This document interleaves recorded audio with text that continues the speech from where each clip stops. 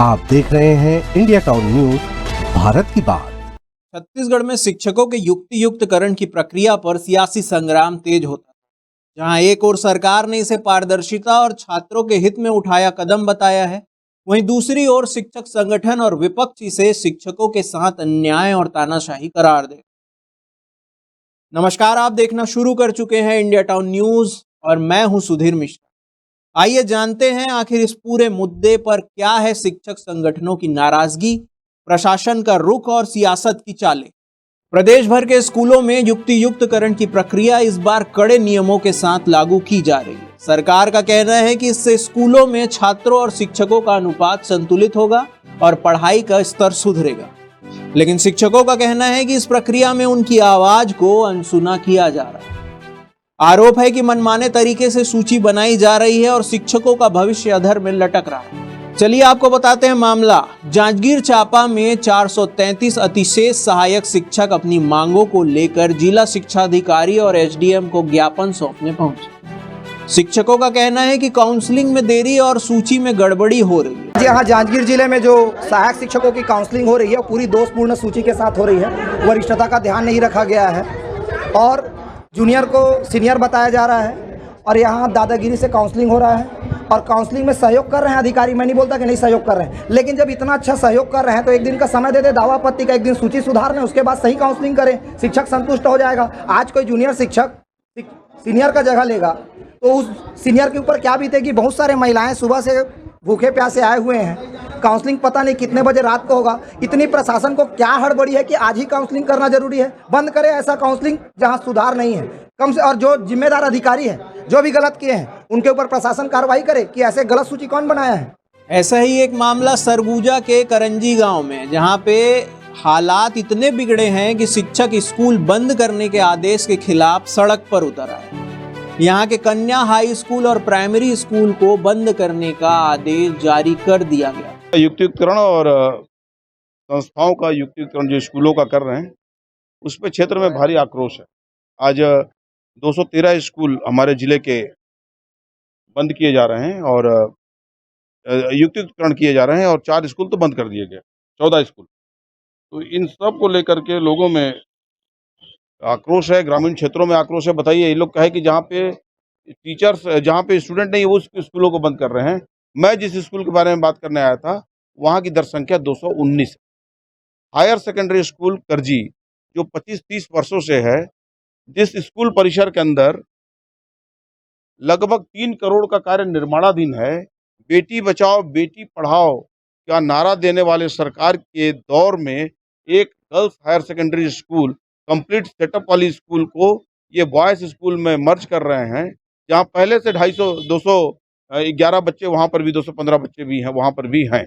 में सरगुजा संभाग में केवल करजी स्कूल को छोड़ करके कोई और हायर सेकेंडरी स्कूल बंद नहीं हो रहा है।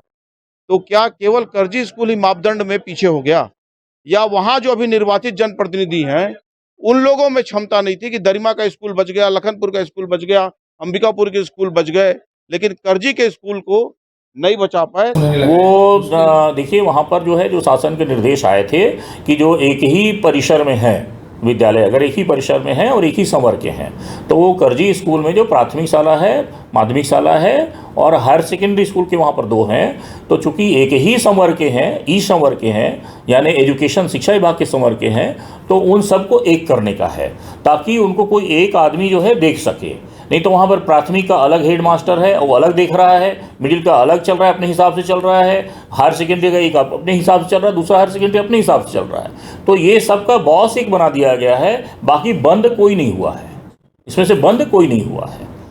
बालोद में भी साझा मंच के बैनर के तले शिक्षकों ने जिला पंचायत कार्यालय के बाहर प्रदर्शन किया। उनका कहना है कि शासन शिक्षकों की कोई बात नहीं सुनती। नहीं, देखिए, सरकार की जो विसंगतिपूर्ण युक्तियुक्तकरण की जो योजना आई है, जिसमें प्राथमिक शाला और मिडिल स्कूल यदि एक ही प्रांगण में है तो प्राथमिक शाला को मिडिल स्कूल के अंदर मर्ज कर रहे हैं, उससे शिक्षकों की अतिशेष जो शिक्षक हैं उनको भी बाहर किया जा रहा है। इसलिए जब स्कूल मर्ज होगा तो वहाँ के प्रधान पाठक के दायित्व की जो महत्ता है वो भी खत्म होगी और शिक्षक जो सेटअप 2008 का उल्लंघन करके सरकार जो है नए तरीके से युक्तियुक्तकरण में 60 की दर्ज संख्या में एक प्रधान अध्यापक और एक शिक्षक की व्यवस्था प्राथमिक शाला में करना चाहती है। इससे वहाँ की शिक्षा गुणवत्ता घटेगी, पालकों का विश्वास घटेगा, शिक्षक की कमी होने के कारण निजी स्कूलों की तरफ पालकों का झुकाव होगा। सरकार के द्वारा जो जिस प्रकार से तानाशाही पूर्वक युक्तिकरण किया जा रहा है वो पूर्ण रूप से गलत है।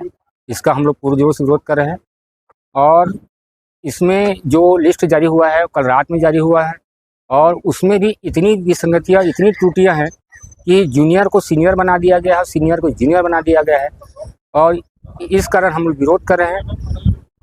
और इसी विरोध दर्ज कराने के लिए आज हम अपने बातों के लिए जिलाधीश से मिलना चाह रहे थे, लेकिन अभी तक हम लोगों को उनसे मिलने नहीं दिया जा रहा है।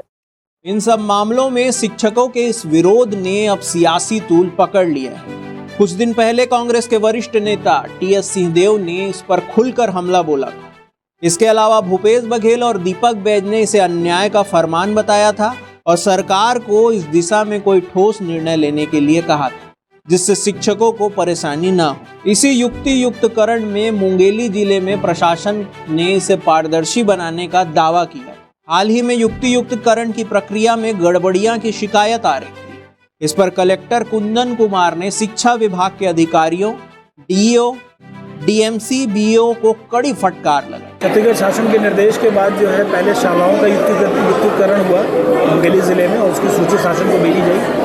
शिक्षकों की युक्तिकरण के में जितने भी अतिथि शिक्षक थे, चाहे वो सहायक शिक्षक हों, प्रधान पाठक हो, उनकी काउंसलिंग का डेट जो है 2 और 3 जून को मुकर्रर किया गया था। आज यहाँ पे जनदर्शन कक्ष में सवेरे 10 बजे से जो है वो काउंसलिंग की प्रक्रिया शुरू हुई है। बहुत ही जैसा देख सकते हैं बहुत ही पारदर्शी तरीके से, बहुत ही ट्रांसपेरेंट तरीके से मैं खुद यहाँ शुरू से आखिरी तक उपस्थित हूँ। मेरे सीईओ जिला पंचायत प्रशासन के सभी लोग यहाँ पे उपस्थित हैं और बहुत पूरी पारदर्शी तरीके से लोगों को पूरी उनकी लिस्ट दिखाई जा रही है, कौन-कौन से स्कूल खाली हैं, कौन-कौन से स्कूल जहाँ पे उनकी पदस्थापना हो सकती है, जो शासन से निर्देश आए हुए हैं।